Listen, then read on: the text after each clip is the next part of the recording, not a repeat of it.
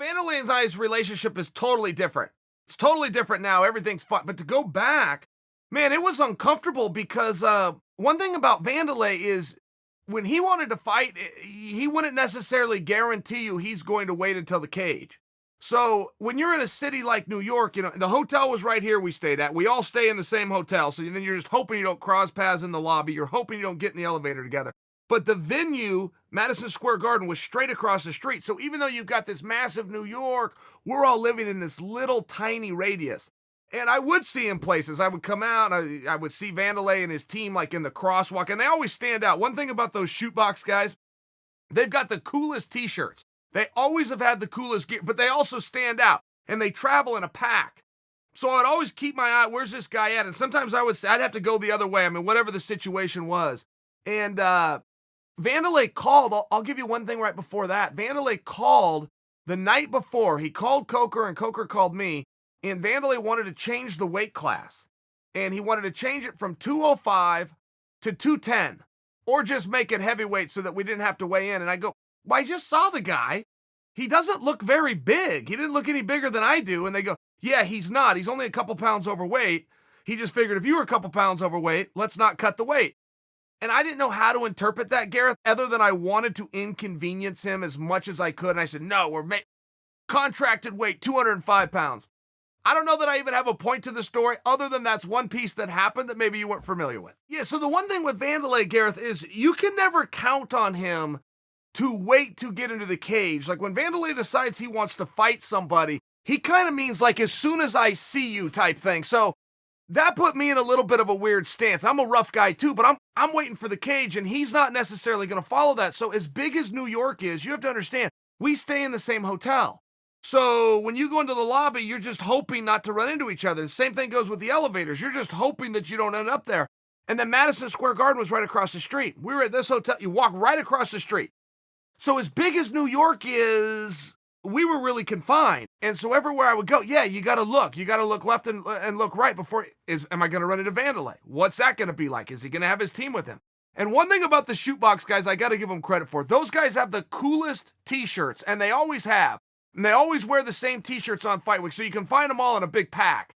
But that was one thing with Wanderlei, man, is I didn't know. Like, he was a little bit unstable when it came to, I'm going to go beat up Chael Sonnen. Didn't mean I'm going to wait until the referee says go. So were you kind of on guard the whole time just in case he kicked off at any point? Yeah, I was on guard, but then, like everybody's entourage, if you will, or everybody's team on Fight Week looks different. Like Wanderlei's, he's rolling around with some rough dudes. He's rolling around with some fellow fighters or some of the top coaches, or then he's just, right, and they're all rolling around, they're wearing the same thing. I mean, they're intimidating. Look, I got my mother. My mother's 74 years old. I got my Uncle Rudy. My Uncle Rudy's 83 years old. I mean, my team, my pack, if things go south, are a little bit less than what Wanderlei's pack is. Put it that way. He's got things to say. He's pointing his finger at the weigh-in as well. What was he saying to you? I couldn't understand. He would say some things, and sometimes it would be in English so I could understand. Sometimes it was like in Portuguese. The main thing when I was with Wanderlei, though, is I just always had to have my guard up. I mean, he's touched me a couple of times outside of the ring. I just always had to have my guard up. I never knew like quite where that code was or quite where that trust level was. And I think he was more comfortable with mine. I think he knew, man, this guy's under my skin. I don't like this guy, but he's going to wait.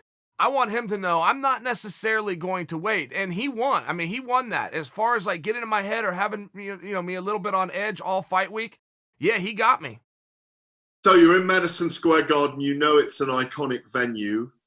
The bell rings for round one. What's the strategy in this fight? Okay, so first off, that fight had been brewing for a long time. I want to say since like 2014. And we were even signed to fight at one point, which I think was in 2014. We had done an Ultimate Fighter together. We spent a month together. We had a street fight against each other. Like, this was waiting to go for a really long time. So there's all these tensions, and then, I can tell you all the right things to do as a coach. I can tell you the right words, but to actually do them as an athlete, it's a little bit tougher, where you understand this is just a fight. Forget about the building. Forget about the opponent. Control your emotions. Control what you control. Stay calm. Those are really great things to say, and I did all of those things to some extent. It's just a very small extent. I mean, you're feeling it, right? It's a really real thing. So I get into the cage, and I have to walk first.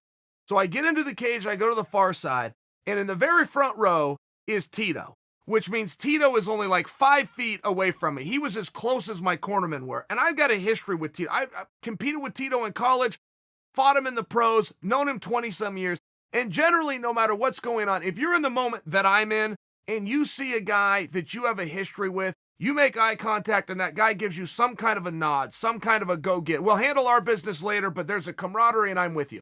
So I walk into the cage, and like a fool, I make eye contact with Tito so that he can give me the nod. Go take care of business. I'm on your side. We'll figure our thing out later. He gives me the double bird. He begins yelling and heckling to me now. So I quickly break eye contact to try to get back into my zone. I can't zone him out. He's right here, and he will not stop. He's cursing nonstop. He said, "You're going to get your ass kicked. You're going to get knocked out." All the things that are very possible to happen to me, but that I'm trying to keep out of my bubble, he's reinforcing. Now Wanderlei walks out. Then they do an American national anthem followed by the Brazilian national anthem. I mean, I'm in the ring 15 minutes. I got 15 minutes of Tito telling me what a terrible night I'm about to have. And it was so frustrating. Randy Couture finally went over to Tito and goes, "Hey, what are you doing?" And Tito even shushed Randy away and goes, "Oh, this guy talked trash about my family." And so he starts right back in. And Gareth, it never ended the whole fight. I remember going in between rounds, round 1, round 2, leading into the 3rd round. In between rounds, I'm trying to get instruction from Coach Clayton and Coach Fabiano. And Tito's yelling, "This is the round. You're getting knocked out. This is where it's going to happen. Make sure you know." It was just nonstop. I was like, "Really? Right now, Tito? Really?" Did he not get enough out of, because he'd beaten you, hadn't he? And I've got to say this, and I'm not saying it disrespectfully to you, in one of your most disappointing performances at the Forum, he'd beaten you, a year and a half earlier, hadn't he? And it really, I remember speaking to you afterwards, you were so disappointed with that performance. Yeah, and he couldn't let up. Even though he got the victory, he couldn't let up. I had two in my career that really disappointed performance-wise. And you'll go out and have losses. Man, that's part of the sport. You either got what it takes to deal with that or you don't.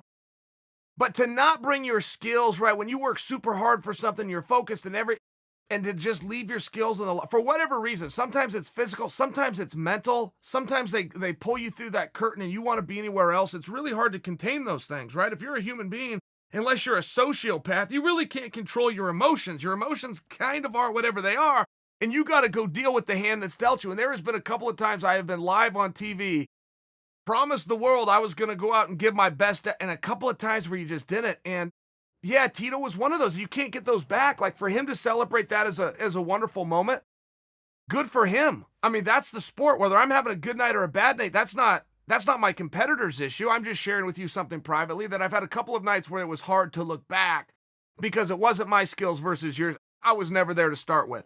And for him to rub my face in it, like, I've been in there with guys that just have a bad night. I've been in there with guys where I never had them in a submission hold and they tap out.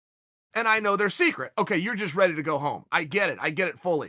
I will argue for you right now, Gareth, and I say this as a black belt in jiu-jitsu who's very proud of jiu-jitsu.